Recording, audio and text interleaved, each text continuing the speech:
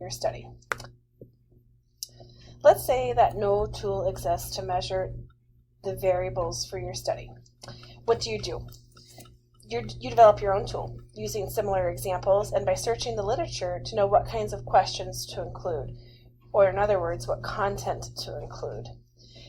You can't just make up questions that sound good to you. You have to have a basis for the types of questions you include in your survey.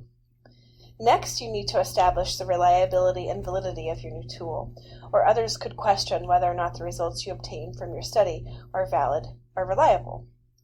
For reliability, you need to select a group of people who have similar characteristics to the sample you plan to use in your study. Ask them to complete the survey. And because you're asking them to complete the survey and they're human subjects, you would have to have IRB approval for this part of your study. Enter the results of the survey into a statistical analysis software package such as SPSS. The program will calculate the reliability statistic for you. Typically, this is called Cronbach's alpha, and a result greater or equal to 0.8 is considered good. For validity, there are several types of validity. At a minimum, it would be good to establish content validity and face validity for your tool. For content validity, you would ask a panel of experts in the subject area of your tool.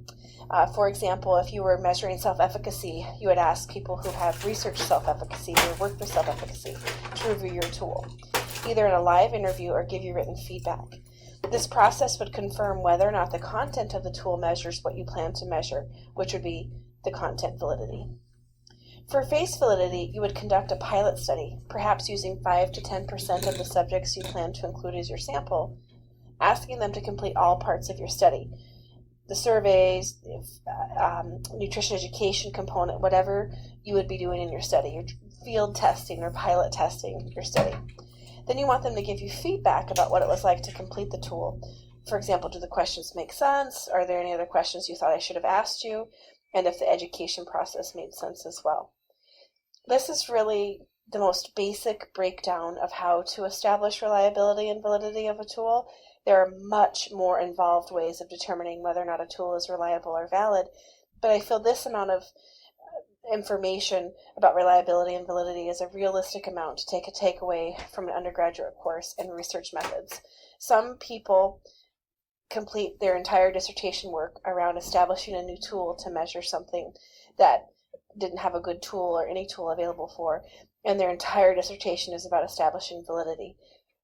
Those types of people, psychology typically has a lot of that type of work in their research because they're taught to measure things, and evaluation and measurement is a really big part of their work in psychology.